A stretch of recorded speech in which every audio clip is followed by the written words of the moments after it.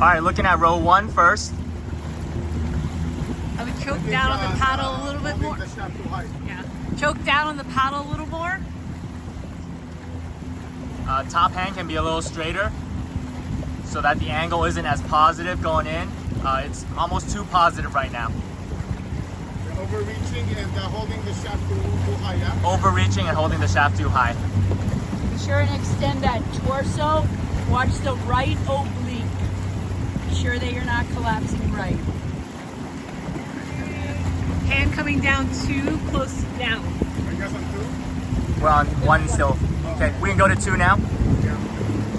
Row 2 looking good with the reach on the outside hand, getting deep in the entry. Could go deeper earlier. Yeah, because the delayed blade depth is caused by the hinging instead of rotating. Yep. I would bring up the hand just a little bit from the blade.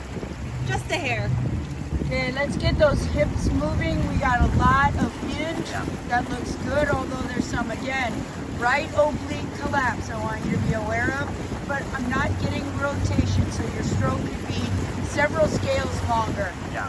Correct. All right, we can go to 3. 3, there's a little bit of a jab into the entry. I want it smoother going into the catch, and I want lowering the chest and the shoulders to the water on that catch. It's maybe not enough hinge down into that catch. Some rotation, but could get a little more rotation as well. You also want to be closer to the water instead of being way too high and then having a hard time burying the catch. And I would call that a twist more than a rotation to get that inside hip moving back in order to extend that stroke. Or like shaking the hand with the water, go down into the stroke for the catch. That's right, yeah. Missing the catch because there's no handshake on the water. I'm also feeling like the top hand has a little weird wrist twist to it. So if you can get that to be locked in, it should transfer more weight from the lack. And let's see that outside arm pressing down instead of activating that bicep. Yeah. Next. This is row 4. Row 4, I want to see more rotation. I'm seeing I'm seeing hinge forward, but I want to see the right shoulder going forward more and the left shoulder going back more on the setup. And watch as you're coming back, you're actually getting into the space of the paddler behind you by sitting back. So you need to keep that body forward so you're out of the space.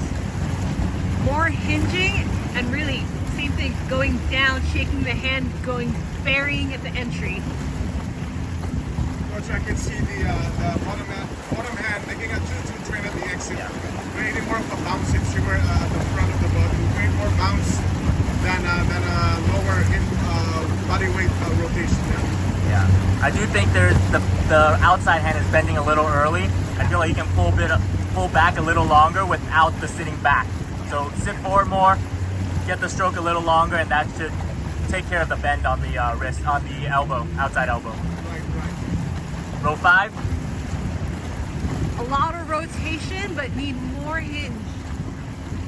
Yeah. I'd still like to see those hips move just a little more. Again, I think I'm seeing more of a twist than I am a rotation. I'd like you to watch how far down that top hand goes on the paddler in front of you. Feels like either you need to choke down or that blade may be a little short. So, okay, I was going to say the exact same thing. I want the coaches to check this blade length. I think half an inch or an inch, full inch might be helpful to grab a more solid catch without having to do extra effort. Yeah. I'm also thinking the top elbow is top hand is a bit too bent. Could be straighter so that you get more leverage from the left flat into the stroke. And watch the sitting all the way back. Use the front water, which is more efficient for moving the hull. Right. Next seat. Good. 6. So I cannot see a press down on the water on the catch. You know, it's more of an entry all the way to negativity rather than an entry with a press so that using the body weight transfer to the blade. I don't see that happening on the catch. You know? Yeah, I'm not seeing the body go down into the catch. I see the body moving forward to it, but not quite landing onto the catch in the front of it. So might need more top hand engagement. through the hips into the stroke. How about leaning back? You want- She's leaning back. Yeah, watch that space behind you. Again, remember that you are intruding on the paddler space behind you if you sit past where you should be. Also, again, no hip rotation to speak of. Looks like there's more emphasis on the back third of the stroke than the front third. That's a good catch. Yeah, that's So, a good catch. Yeah. Remember that that's where you are going to get the best acceleration of the haul is out. Also bending the arm a little early. So I think that's also contributing to more power near the back end of the stroke instead of in the front end of the stroke. Next bench. 7. Need you to choke down on that blade. You are pushing, and to finish your stroke, pushing down way too far. So we need you to choke down. Let's see where we go with that. Might need a longer blade. Yeah. I like the bottom arm. I don't like the top hand. The way he grabs the knee, it's too high on top. That what happens is it's a pounding down rather than a pressing down, putting it in. So let's move the hand, that T handle, back into the meat of your palm and away from your fingers. Next bench, please. Yep. Last bench. A very solid catch. Yeah. I love the rotation. I love the top arm push. I think I could love get a use of the little. legs. You can see the legs. If Yeah. you see that video, it's very good use. Just looking for something we can comment on. Yeah. Top hand coming down too low. Choke down on your blade, or let's look at another inch. And could be, I think, very strong in general.